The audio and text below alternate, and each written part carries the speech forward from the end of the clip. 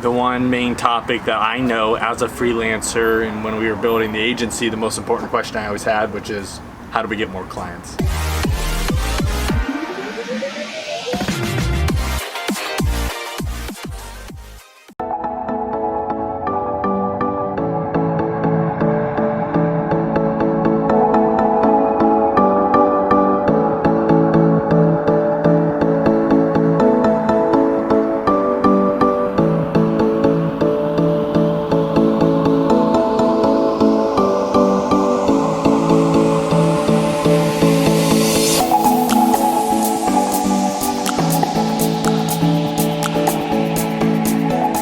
Good morning, you guys, and happy Monday. Start of a brand new week. That means new opportunities, new time to get a bunch of cool stuff done. Fresh coffee.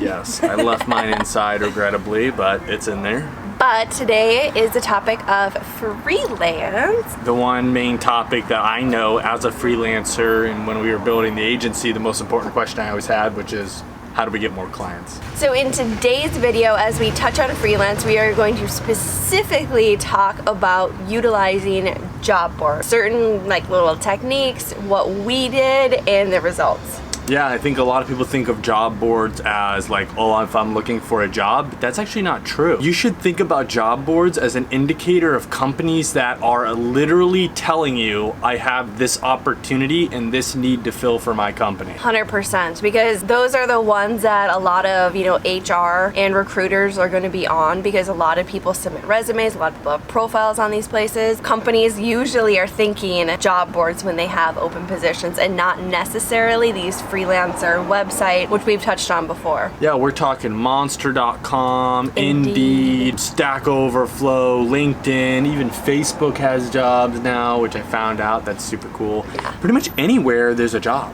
I mean, like any place that's advertising a job is a window of opportunity. So one thing I think is a good way to narrow down your search is that you can actually go to these job boards and filter for companies that are looking for contractor positions. We had to clean the lens. If you guys don't know this, we're filming in Florida. It's hot. And right now it's summer, so the humidity is like 200%. And so the lens might fog up a bit. Yeah, but what I was saying is on job boards, there is actually a way to filter on most job boards for contractor positions. Yep. And that are literally positions that people say, I don't want to hire somebody full time. I'm looking for a contractor, somebody to work X number of months, X number of hours, or just for this project. And that's a really good indicator for you, especially if you're trying to freelance, or like Josh and what we were doing, a few years ago when we were trying to build an agency, is we would literally go on there and just mass apply for positions. And Josh would utilize resumes. I have a kind of a career as a developer, so I would use my resume, I would use our other team members' resumes based on who I thought was the best fill for that position that they were looking for. And then based on that, they would literally reach out to us looking to fill that position. And whether they were looking for a freelancer or not, I just kind of clarified that we were an agency and that we have particular team members that are for hire.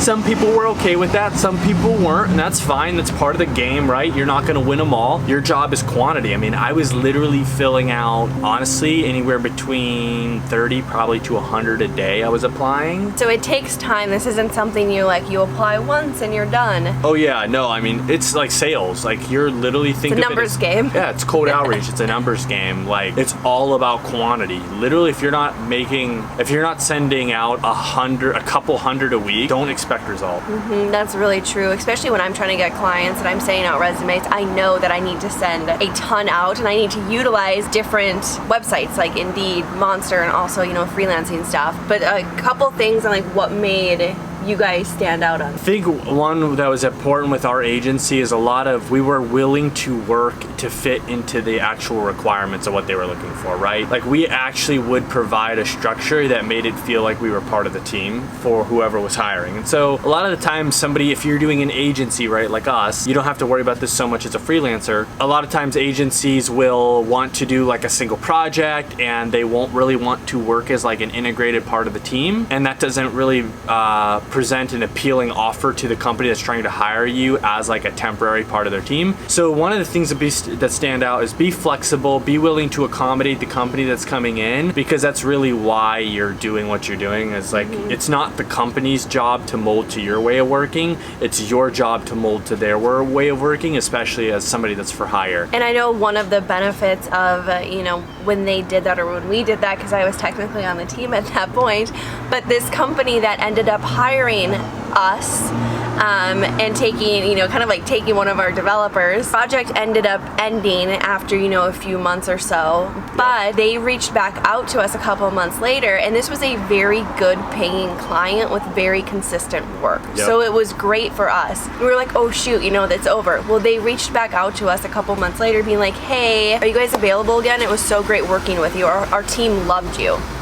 And that's something that's always important is, and this is like a silly little life thing, but people always remember the way you make them feel. And that's very true when you're going in to help a company and help them with whatever type of work. Always make sure that you are treating them with the same level of respect, if not more, than you would your own team members or your own company. Because business is so much about relationships. There's 3 really real ways to grow your business, and this is you gotta grow new customers, you gotta retain your current customers, and even try and expand on your current customers, right? That's like a really healthy model if you can do all 3 of those. Whenever you're taking on a customer, even if it looks like a temporary project, treat it as though that's a forever client, right? Because you never know when they're gonna come back. And also on that note, not only did they come back, we actually ended up working with them 3 months longer. They originally only wanted somebody for 3 months, right? To do a 3-month project. We ended up working with them for 6 or 7 months because once we were in there and we were already in the flow, more things came up that they wanted us to work on. So not only did they come back, but the project even went longer than anticipated just because we did a good job. So. And those are just, kind of key fundamentals when you're literally utilizing any type of job placement avenue, whether that's, a website or recruiter or social media. These same things are obviously going to apply. Have a great resume. If possible, filter for jobs that you apply. Don't apply for jobs that you really can't fill. And don't lie on your resume to fit their needs. If you can do Angular and React and PHP, great.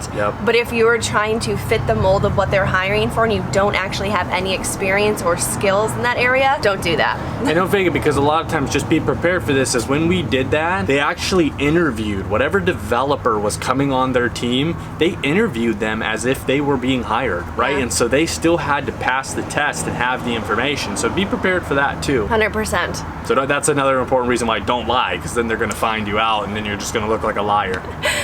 So utilize job boards. Those are amazing. You can filter through them, have a good resume, make sure it's accurate and it really showcases your authentic skill sets. Yes, and work as though it's a forever client, because it potentially could be a client that keeps coming back time after time. And those are the ones you want, because once you have them, it's hard getting those new clients. All right, guys, one thing to remember, whether you're in sales or you have a small agency or large agency, sales is your job now. So job boards are an important avenue to obtain new clients. And I know most people that are not in sales and marketing hate sales and marketing, but if you are trying to freelance, start your own company, or build an agency, you need to get your head that is your new reality. And you have to do it regardless if you want to, because you are now in charge and reliable for how much money you make and how you're able to provide for yourself and your family and things like that. We hope you guys liked this video. If you did, beep beep boop boop, please give it a thumbs up. We would greatly appreciate it, and subscribe to our channel below. Bye guys.